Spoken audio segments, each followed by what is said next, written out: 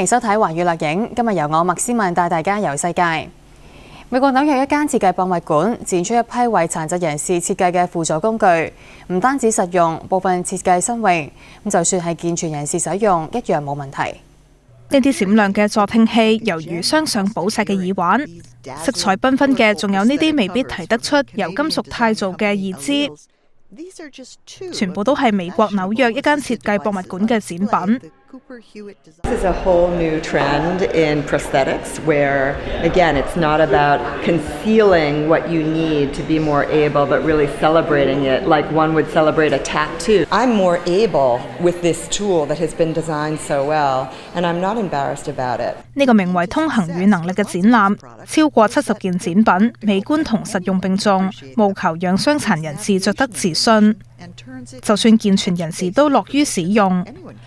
例如呢對波鞋係為大腦麻痹症患者設計，唔用鞋帶，而係改用拉鏈同可調校嘅魔術貼，從鞋尾穿着或者除鞋，小朋友以至大人都適合。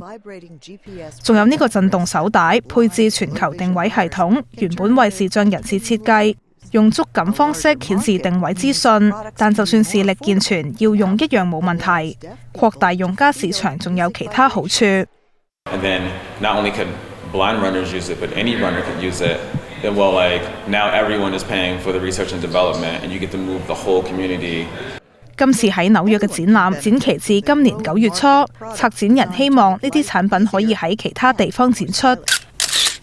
動物同人一樣，經歷過戰亂之後都會身心受創。有動物救援組織喺受戰亂影響嘅敘利亞同伊拉克救出多隻動物。其中2隻獅子獲送到南非保護區過新生活，一齊去探下佢哋啊！首度踏足喺南非嘅新屋企，4歲嘅辛巴似乎好期待，唔怕生保。佢本身嚟自伊拉克摩蘇爾一個動物園，因為戰亂，動物園大約40隻動物逃難時被炸彈炸死或者餓死，生存落嚟嘅只有辛巴同另外一隻熊。同辛巴一樣獲救到南非嘅仲有2歲大嘅獅子塞爾德，佢嚟自敘利亞一個主題樂園，同佢一齊獲救嘅仲有其他12隻動物。Logistics around a rescue in a war zone is obviously very difficult because you don't have the usual situation with normal authorities and everything running smoothly. 辛巴同塞爾德前往南非之前，被送到約旦嘅動物收容所休養。佢哋當時嚴重脫水，心靈受創。But it was just completely dehydrated and very, very skinny, where you could see all of their bones.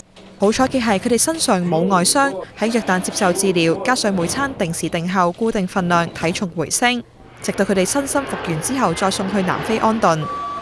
The sanctuary where animals can at least live out the rest of their lives in peace.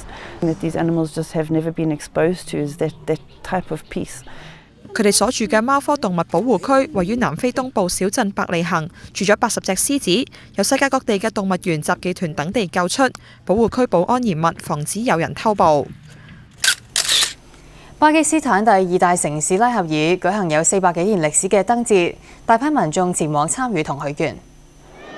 1年1度為期3日嘅燈節，今年嚟到第430屆。巴基斯坦唔少民眾專程嚟到位於拉合爾紀念15世紀穆斯林蘇菲派詩人同聖人馬杜沙亞拉爾侯賽因嘅聖殿，慶祝呢位聖人嘅誕辰。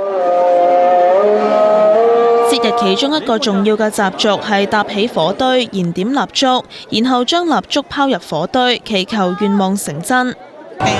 यहाँ लेडीज और जेंट्स दोनों ही आते हैं और अपनी दिली मुरादें पूरी करते हैं, जो मांगते हैं उनकी दुआएं कबूल होती हैं और अल्लाह का शुक्र है जो भी अल्लाह से मांगो और यहाँ से दुआ कबूल हो जाती है。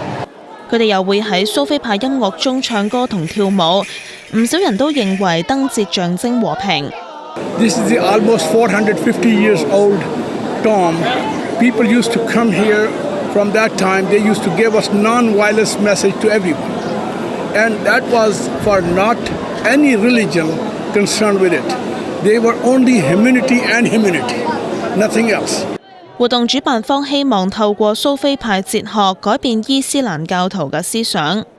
Sufism has a message, Sufism has a theory, Sufism has a philosophy. There are millions of beautiful poems and there are millions of beautiful subjects that unfolds on the human beings. That should go at the grassroots level in the Pakistan to change the thinkings of the Islamists.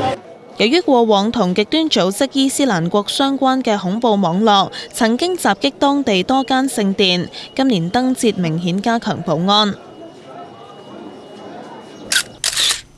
澳洲嘅專業樂團唔多，年輕指揮家缺乏訓練機會。塔斯馬尼亞一個管弦樂團舉辦短期課程，培育年輕指揮家。要奏出美妙嘅樂章，指揮同樂團缺一不可。再專業嘅樂團都需要指揮帶領，同樣地，再出色嘅指揮亦需要樂團配合。喺澳洲，大多數嘅指揮學員都選擇到歐洲接受專業教育，而留喺本地嘅學員，因為澳洲嘅專業樂團唔多，平日就好少機會練習。塔斯馬尼亞交響樂團每年都會舉辦為期1星期嘅指揮課程，俾11個20幾歲嘅年輕學員體驗指揮專業樂團，同多位經驗豐富嘅音樂家交流。There are so many people in front of you who have spent years, some of them more years than you've been alive, training on their instruments and are experts at what they do. 課程嘅負責人已經從事指揮35年，唔單止經驗豐富，教學方法都好特別。We had sessions with a mime artist and with a yoga teacher, so focusing on breathing, on body awareness, on posture and all things you need when you present yourself. So many talents here in Australia, and unfortunately there are not so many opportunities for them to do the first steps in the professional world. 佢希望呢班有潛質嘅指揮學員可以借呢個機會吸取更多經驗，為未來指揮生涯做準備。